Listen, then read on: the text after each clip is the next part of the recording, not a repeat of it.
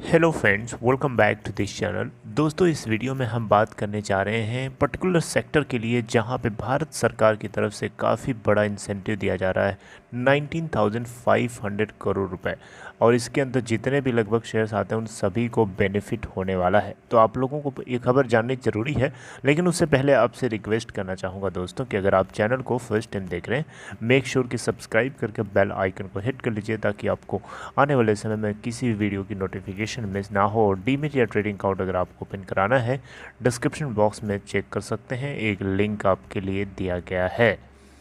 दोस्तों, Adani, Tata power, renew, इन सभी को बेनिफिट होने वाला है सोलर पीएलआई आउटले, जिसको हाइक करके 19,500 करोड़ रुपए कर दिया गया है। यहाँ पे लगभग 15 कंपनीज हैं जिनमें पब्लिक सेक्टर कोल इंडिया भी शामिल है, अडानी इंफ्रास्ट्रक्चर है, Larsen and Toubro, renew solar, इसके अलावा टाटा पावर सोलर, इसके अलावा वारी एनर्जीज, इसके अलावा Vikram solar, mega engineering and infrastructures and FS India solar ventures. इन सभी को ऐसा बताया जा रहा है कि they are most likely to get incentives, जो सरकार प्रोडक्शन लिंक्ड इंसेंटिव्स स्कीम के माध्यम से इन सभी को ऑफर कर रही है सोलर मैन्युफैक्चरिंग के लिए स्पेशली, क्योंकि सोलर मैन्युफैक्चरिंग बहुत ज़्यादा ज़रूरी है ग्रीन एनर्जी को अचीव करने के लिए। इस स्कीम को बेसिकली पहले भी ऑफ़र किया जा रहा था, लेकिन अब इसको वाइडन कर दिया गया है, यानी चौड़ा लंबा कर दिया गया है। पहले जो पीएलआई स्कीम में जो ऑफ़र था 4,500 करोड़ रुपए का था, अब उसको बढ़ा करके 19,500 करोड़ रुपए कर दिया गया है। एक इंटर मिनिस्ट्रियल मीटिंग हुई थी जिसमें अलग अलग डिपार्टमेंट्स के लोग मौजूद थे,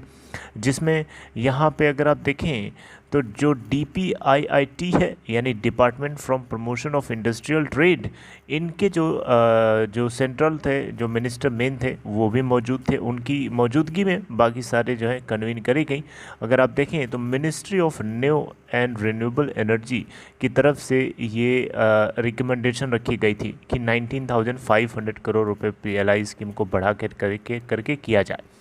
यहाँ पे आपको बताना चाहूँगा, जो मीटिंग हुई थी उसमें बहुत से लोग थे, जैसे नीति आयोग के जो सीईओ अमिताभ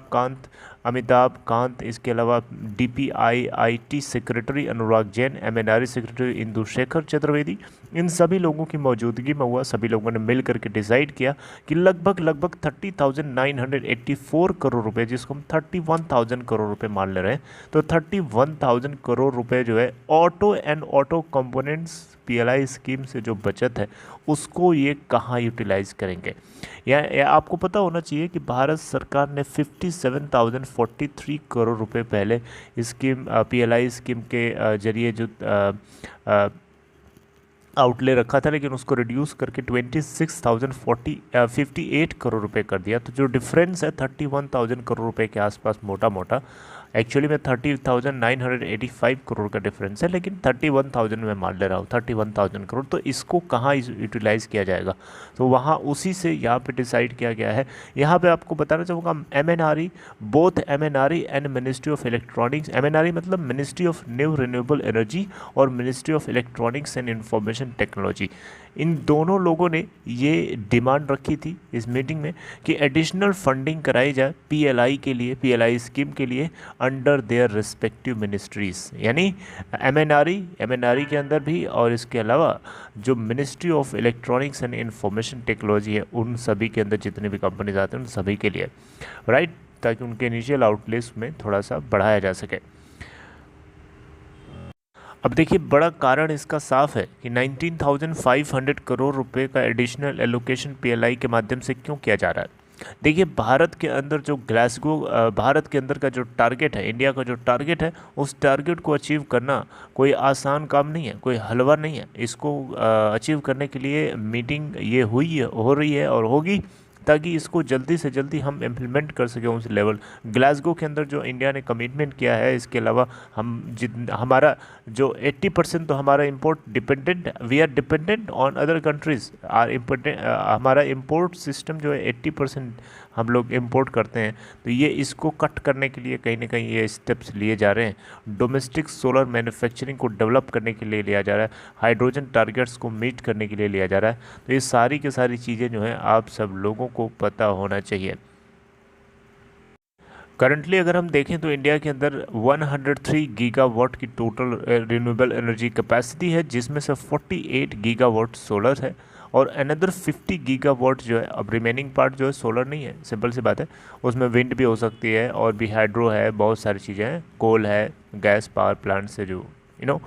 अनदर 50 गीगावाट अगर हम देखें तो रिन्यूएबल एनर्जी जो कि अंडर इम्प्लीमेंटेशन है, और 32 गीगावाट जो है अभी बहुत सारे वेरियस स्टेजेस में है, जिसके लिए बिडिंग अभी चल रही है। तो डोमेस्टिक मैन्युफैक्चरिंग को बूस्ट करने के लिए भारत सरकार ने 25% सेफ गार्ड ड्यूटी लगा दिया था, जो चाइना से माल आ रहा था, चाइना से जो इम्पोर्टेशन किया जा रहा था और मलेशिया से, इन 2018 जुलाई 2018 फॉर 2 ईयर्स, लेकिन जिसको एक्सटेंड करके जुलाई 2021 तक बढ़ा दिया गया एट द रेट ऑफ 15%। अब यहाँ बताया जा रहा है कि 2023 फाइनेंशियल ईयर 2023 के बिगनिंग से जो सोलर मॉड्यूल होगा उसके ऊपर जो इंपोर्टेशन किया जाएगा उसके ऊपर कस्टम ड्यूटी 40% की लगाई जाएगी, और जो सेल इंपोर्ट्स होंगे उसके ऊपर 25% की कस्टम ड्यूटी लगाई जाएगी, ताकि इंपोर्ट्स को कट किया जा सके। राइट, तो दोस्तों ये मुझे लग रहा है कि आप लोगों को पता होना चाहिए, और ये कहीं ना कहीं सरकार की तरफ से एक बढ़िया कदम है। तो दोस्तों अगर ये आपको अपडेट अच्छी लगी हो, इसे लाइक करके सपोर्ट कर सकते हैं। बाकी अपना ख्याल रखिए, टेक केयर।